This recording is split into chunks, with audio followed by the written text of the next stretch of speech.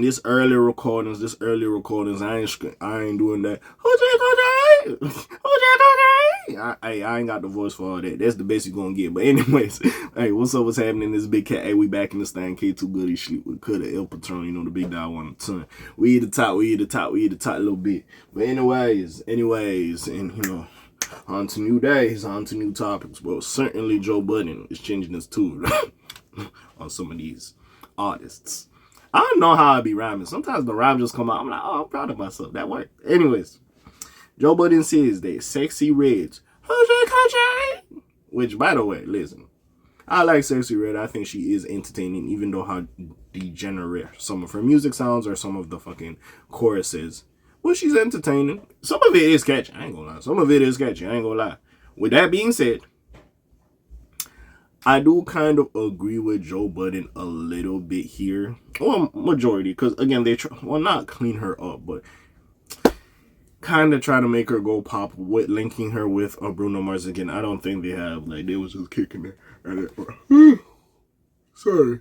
I don't think they was just kicking it and organically, like, oh, let's do a song together. Because we heard that song, they dropped that shit. We heard that song, bro. We ain't heard about nothing about it since, bro. And the way they was trying to push that shit. But yeah, once they realized, oh, that wasn't really working, they made her go back to doing her shit. Now, again, it is artistic expression. And, of course, like, she there for the ratchet hot Cheeto girls. We know that. That's what Sexyy Red appeals to.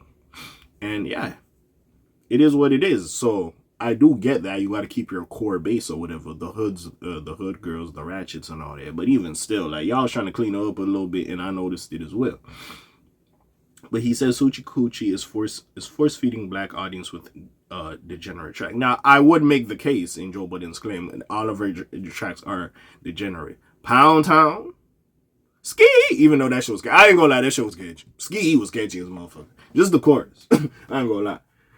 She's been doing that, and hey, it was working. She was getting her bread. It was what it was. Got a little Drake feature. She had the song "Get It Sexy." Like, bro, she had bops for people. And again, she had, like, for what she stands for, she was entertaining. It was to the point, bro, when she was really on her run.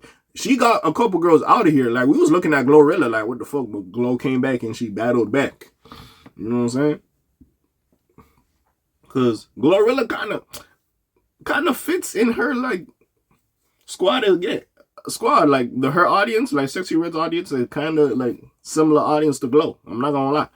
But even with that being said, like, it's just crazy. Yeah. But again, like, it's the music, it's the record labels. They're gonna pump out these people. They're gonna, like, marginalize different demographics, and yeah, they're just gonna provide some shit for that. You know what I'm saying? So of course, like, I see this coming. It is what it is. And honestly, if it ain't, hey, what do we say? If it ain't broke, don't fix it. So I can't look at her and be mad. Like, it is what it is. At the end of the day, she doing what she doing. But anyways, let's see what Joe Budden's take was on this. I mean, I heard the take, but let me recall. But anyways, Joe Budden adds Sexyy Red to the list of rappers he has heavily judged. The list includes Logic, Russ, and Cardi B. I do like Russ. Shout out Russ. I do like Russ. Anyways, Joe Budden has never been shy about airing his opinions, and his recent critique of Sexyy Red's collaboration with Bruno Mars is no exception.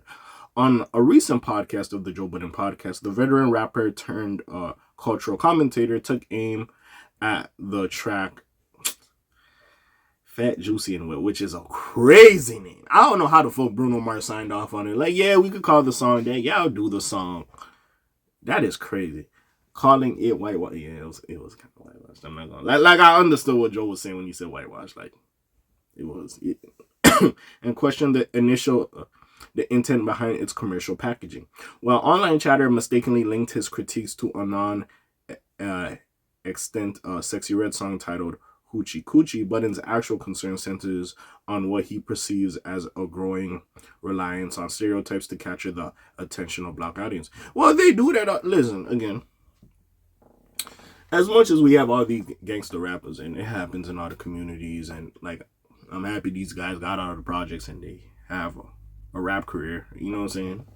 They have a regular job. They ain't selling packs or narcotics. All of them. Some of them still on that time, even though they rappers.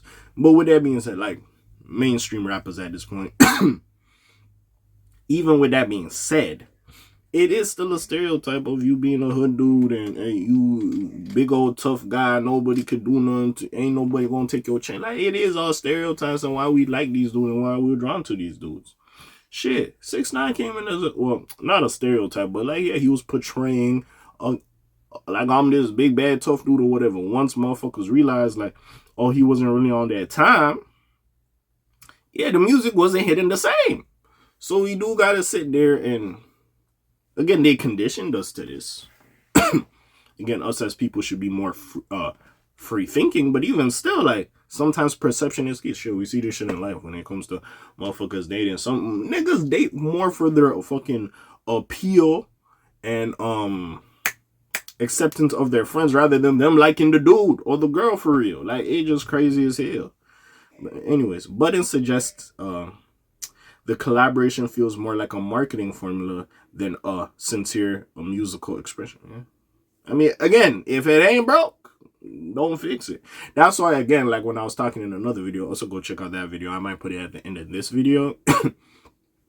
The YG song, because it wasn't a regular YG song. He was very vulnerable. He wasn't a, I'm from Bompton, blood, you know, gang banging, all this and that, even though that's the culture out there in LA. So I'm not going to say he's not unauthentic, but even still, it was a different song and talking about serious things. And that's why I did appreciate the song and I did like its vulnerability, and we should have more conversations like that with that music. And I hope that songs like that do get the fucking, it was still like some hood shit in there, you know. It still had a Los Angeles bop, but even still, songs like that get more praise because, yeah, he was saying some real shit and talking about real experiences that a lot of motherfuckers go through and we think is normalized. And because he's a dude, people don't see nothing wrong with it. If you don't know what I'm saying, basically, YG dropped a song called 2004, and basically in the song he talks about getting raped. Basically, an older woman slept with him at the age of 14, and even though he liked it, he does realize now at this age, like, yeah, she did like touch him inappropriately. It was rape. So I do respect, like, we need more songs like that, in my opinion. Where is it? He took particular issue with Bruno Mars, an artist who built his career on vintage soul and pop, veering into hypersexualized territory, seemingly to match Red's provocative energy. To Budden, the move felt more like a costume than a creative evolution. Fair.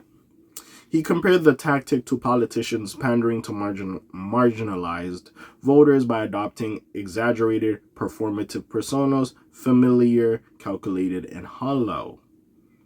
The critique didn't stop with Mars. Budden also questioned the motives behind high-profile cosigns, pointing specifically at Drake. Now, again, I know this Drake one, he is using it for his point, but, you know, him and Drake got some shit. I don't know. So, of course, there was a little bit of shade there. But anyways, recently championing Sexyy Red. Budden floated the possibility that money, not mentorship, might be driving such support. In his view, these alliances sometimes feel more transactional than authentic. Of course, this record, you think all these niggas in the music business is friends? Oh, they're like outside friends. Like, we go outside, we take pictures, whatever happened. But like, you ain't my man for real. There's a lot of industry relationships with a lot of these niggas. Why do you think Drake's so mad at some of these niggas? He thought some of these niggas was really his friends, and he's like, oh, raw, I thought we was guys. Oh, it's just transaction. Bet. That's why that nigga upset for real. I ain't gonna lie. But anyways, blurring the line between industry promotion and genuine artistic connection. That comment alone stirred debate, reignited long-standing questions about influence exposure and how emerging artists navigate the modern music ecosystem. By the way, I know, like, majority of these newer videos I've been dropping, I know I said I'd put like more of the stuff I'm reading in the video. Hey, listen, my schedule been a little crazy. Give me a little grace. I will start doing it again. Give me a little grace. But anyways, as I continue, Budden's take has sparked bordered conversation, or a broader, conversation with hip-hop circles, forcing fans and critics alike to confront the ongoing tensions between authentic and accessibility. His stance, while divisive, taps into deeper anxieties. Hey, y'all know I got I slur. I got a third grade reading level. I be saying some words with a little bit emphasis or whatever heaven. It's like black people when we say ask, we say ax instead of ask. You know, it is what it is, bro. Anyways, who gets to profit from black culture and how? As artists increasingly collaborate across genre, race, and audience demographics, the issue of representation becomes more urgent. Not just who's telling the story, but how and why. Though some see Budden as out of step with the current landscape, his critique offers a necessary counterbalance to pop's ever expanding embrace of hip hop aesthetics.